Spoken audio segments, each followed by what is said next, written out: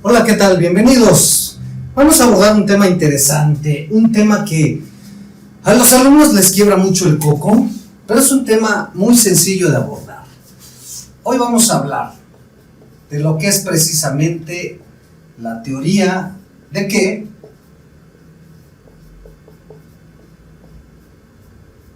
Del delito. La teoría del delito. Un tema muy importante a desarrollar, porque la teoría del delito se comprende de varios puntos. Sabemos que la teoría del delito se basa específicamente en analizar los elementos del delito. Y los elementos del delito tienen aspectos positivos y también tienen aspectos negativos. Vamos entonces a analizar cada uno de los elementos del delito en este video. Vamos a analizar el aspecto positivo y después el aspecto negativo. Primero es importante saber que la autoridad, el Ministerio Público, para llevar a cabo una correcta teoría del delito, tiene que analizar los aspectos positivos de los elementos del delito. Entonces, tiene que cuadrar todos los elementos del delito en los aspectos positivos para poder acusar correctamente a una persona, señalar a una persona. Es decir, para que una persona pueda ser sancionada, castigada, penada por un juez en materia penal, el Ministerio Público tendrá que hacer una correcta teoría del delito.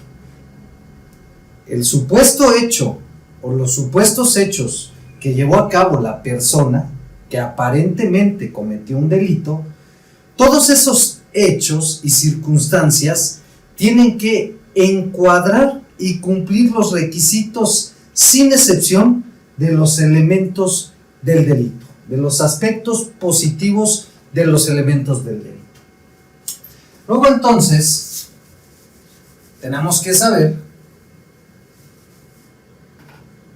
que como aspectos positivos de los elementos del delito, o como elementos ya del delito, nos vamos a encontrar con el primer elemento del delito.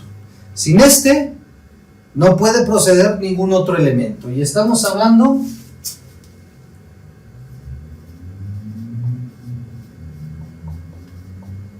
de la conducta.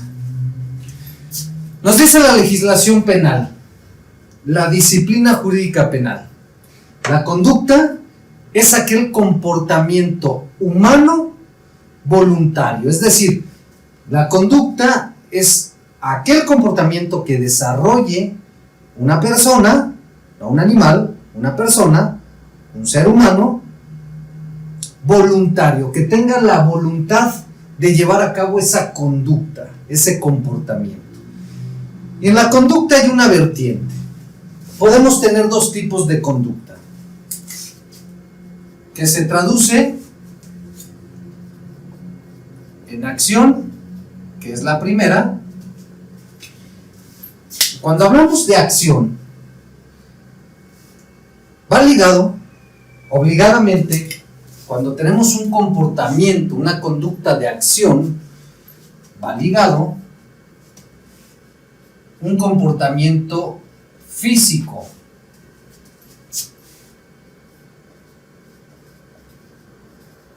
Corporal. Es decir, esa conducta que se ve reflejada a través de una acción que se traduce en una conducta, en un comportamiento físico y corporal. Es decir, se determina así a lo que hacemos referencia o entendemos a lo siguiente: una conducta de acción, accionar físicamente, corporalmente. Si yo saco un arma, una pistola, y la acciono, disparo, Llevé a cabo una conducta de acción, accioné de una manera física, corporal. Si yo golpeo, si yo lesiono, si yo robo, si yo mato, si yo violo, estoy llevando a cabo una conducta de acción física, corporal. Y posiblemente esa conducta física o corporal me puede llevar a cometer un delito. Ese es el aspecto positivo, la conducta. Y eso es lo que precisamente va a buscar el Ministerio Público, encuadrar la conducta de aquel supuesto delincuente, de que esa conducta que desarrolló sea contraria a la ley y se presuma que cometió un delito. Cuando hablamos entonces de la conducta por acción, es esto. Pero hay otro tipo de conducta.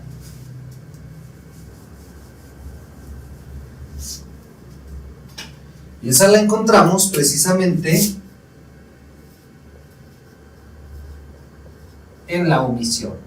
Y cuando hablamos de omisión, forzosamente tenemos que ligar algo importante. Omisión, ¿qué es omisión? Omitir, que se puede traducir en un no hacer. Fíjate, no hacer. A ver, licenciado, yo entiendo que si una persona que lleva a cabo una conducta de acción física, corporal, golpeó, mató, lesionó, violó, pueda cometer un delito, pero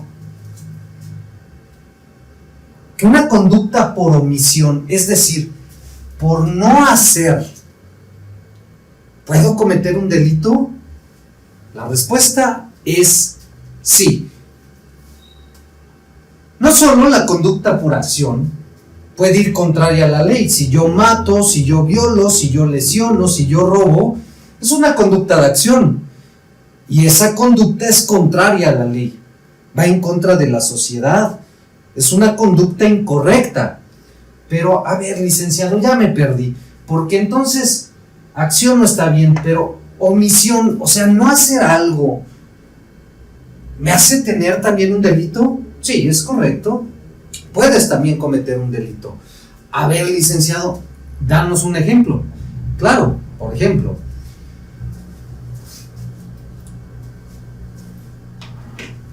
si tú vas en la calle caminando y de pronto a 20 metros, 15 metros, 10 metros,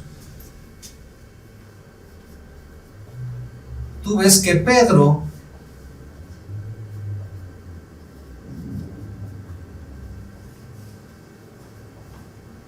mató a Pablo, tú estás obligado a informar a las autoridades.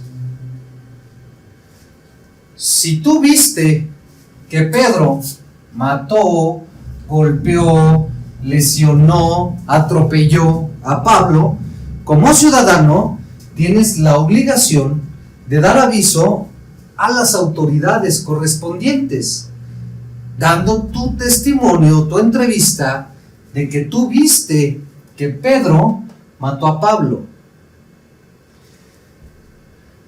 Si no lo haces, estarías llevando a cabo una conducta delictiva de omisión, no hacer. No hiciste lo correcto. ¿No hiciste lo correcto para quién?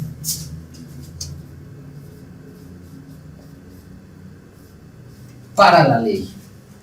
La ley dice que si tú observaste, tú debes informar a las autoridades. Y quizá no diste aviso a las autoridades porque posiblemente Pedro, que mató a Pablo, es tu papá. Y por consiguiente, te quedaste callado. Ese silencio lleva a cabo una conducta de omisión, el no hacer. En consecuencia, ese no hacer es contrario a la ley. Y en ese supuesto, estarías cometiendo también un delito. Esa es la importancia de la conducta en su aspecto positivo. Recordemos, los aspectos positivos de los elementos del delito en una teoría del delito son los elementos que siempre va a buscar el Ministerio Público para cumplir los requisitos de poder judicializar a la persona que aparentemente cometió un delito. Es decir, poner a disposición del juez a esa persona. Entonces, si como aspecto positivo de elementos del delito el Ministerio Público busca la conducta como tal, ¿qué es lo que tenemos que buscar los abogados? Los abogados tenemos que conocer, obviamente, una correcta teoría del delito, la correcta teoría del delito del Ministerio Público, porque solo conociéndola vamos a poder nosotros como abogados buscar el aspecto negativo de la teoría del delito o de los elementos del delito. ¿Tú sabes cuál es el aspecto negativo de la conducta como elemento del delito? Correcto. Y si no lo sabes, te lo digo. El aspecto negativo de la conducta es la ausencia de conducta. Ausencia de conducta. Y en ese sentido, nosotros tenemos que analizar si aquello que está diciendo el Ministerio Público con respecto a nuestro posible cliente, pensando que sea nuestro cliente a quien están acusando, y el Ministerio Público le está señalando una conducta incorrecta, contraria a la ley. Lo que nosotros como abogados tenemos que hacer es buscar el aspecto negativo, la ausencia de conducta. No, Ministerio Público, mi cliente, mi representado, no puede ser judicializado. Es decir, no puede ser puesto a disposición de juez competente, no, porque hay una ausencia de conducta, porque lo que tú estás señalando, efectivamente, puede ser que haya una supuesta conducta a lo que tú mencionas, pero a mi criterio jurídico hay una ausencia de conducta. Pongamos este supuesto. Resulta que el Ministerio Público está señalando o está acusando a una persona que posiblemente es tu cliente, si eres abogado, y le está acusando el delito de lesiones. Fíjate bien, le está acusando el delito de lesiones porque en la denuncia manifiesta a la persona lesionada que iba en el metro, que iba parada, detenida, iba mucha gente, exceso de gente, como es común en la Ciudad de México, iba muchísima gente, él iba parado, colgado, y que de pronto al llegar a una estación del metro, mucha gente se empujaba para bajar del vagón y muchos otros se empujaban para subir al vagón.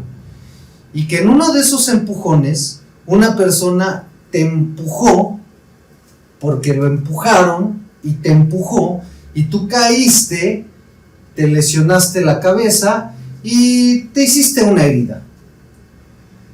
En ese sentido, nosotros como abogados vamos a buscar el aspecto negativo que sería la ausencia de conducta. Ministerio Público, no hay conducta como tal, toda vez que la ausencia de conducta manifiesta principios fundamentales. ¿Cuándo hay ausencia de conducta? Cuando sucede lo siguiente. Cuando, primeramente, no hay voluntad. Es decir, un elemento importante de la conducta, como ya habíamos dicho, es un comportamiento humano voluntario.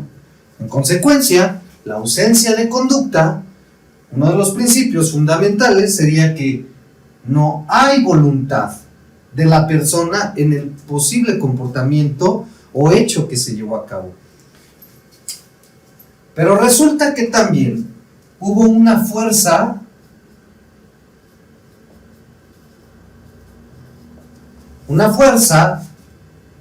ajena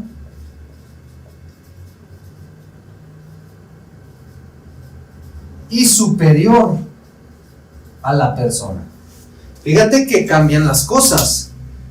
Cambian las cosas porque si nosotros le acreditamos no solo al Ministerio Público, sino le acreditamos al juez que hay una ausencia de conducta, porque mi cliente, que es al que están acusando por el delito de lesiones, porque supuestamente lesionó a una persona que iba colgada en el metro y que lo aventó, salió proyectado y se lesionó, nosotros podemos referir que hay una ausencia de conducta en tanto que nuestro cliente o representado, que es el acusado, no tuvo voluntad de llevar a cabo esa acción.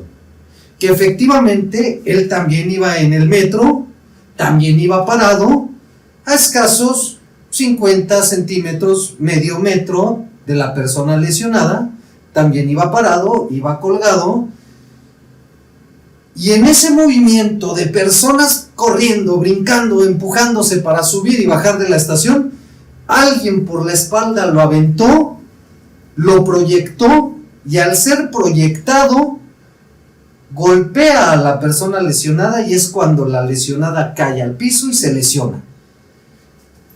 Hay una ausencia de conducta, en tanto que la persona que aparentemente lesionó no tuvo la voluntad de llevar a cabo ese comportamiento. Mejor aún, hubo una fuerza ajena a su persona y superior que la arrojó, que la proyectó, y en consecuencia no hay una conducta como tal.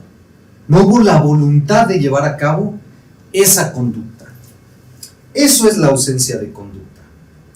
Otro ejemplo de la ausencia de conducta podría ser precisamente cuando una persona toma el brazo de otra con fuerza, agarra su brazo y le pega a otro con el brazo de aquel. ¡Pah! Y le pega a otro. Podría acusársele un delito de lesiones por una conducta incorrecta a esa persona que le agarraron el brazo y forcejearon y por la fuerza hicieron que golpeara a otra. No, si se acredita en una ausencia de conducta que esa persona no tuvo la voluntad de golpear al otro y que hubo una fuerza ajena y superior a ella. Una fuerza ajena porque otra persona le sostuvo la mano, una fuerza ajena porque un tercero le agarró la mano, fue una fuerza superior, le agarró con fuerza y lo golpeó. Pero tiene que ser como, luego entonces, como en la materia penal, como tiene que ser, tiene que llevar una lógica.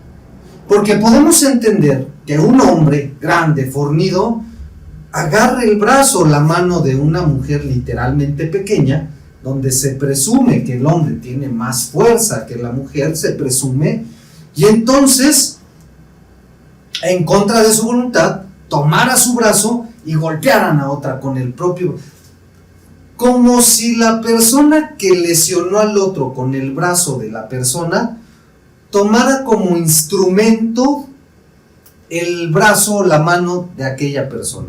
Entonces hubo una fuerza ajena y superior, pero tiene que haber esa lógica, porque no podríamos decir que una persona de 30 años haya llegado un niño de 5 años, me haya agarrado el brazo o la mano por la fuerza y me haya hecho golpear a alguien, porque no entenderíamos que un niño de 5 años tuviera una fuerza superior a una persona de 30, 35, 40 años.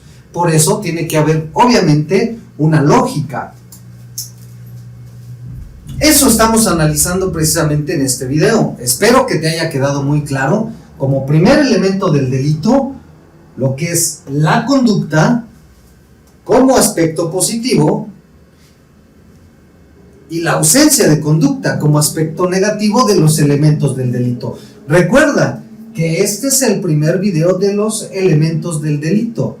Nos falta aún analizar los demás elementos del delito, tanto su aspecto positivo como su aspecto negativo. Entonces, los siguientes videos hablaremos de la imputabilidad, hablaremos de la punibilidad, de la tipicidad, de la culpabilidad. Pero eso lo iremos desarrollando poco a poco en esta serie de videos donde estamos hablando específicamente de la teoría del delito. Y al hablar de la teoría del delito, tenemos que hablar de todo esto, los elementos del delito, los aspectos positivos y negativos. Yo soy el licenciado David Ballesteros y nos vemos en el siguiente video. Bye bye.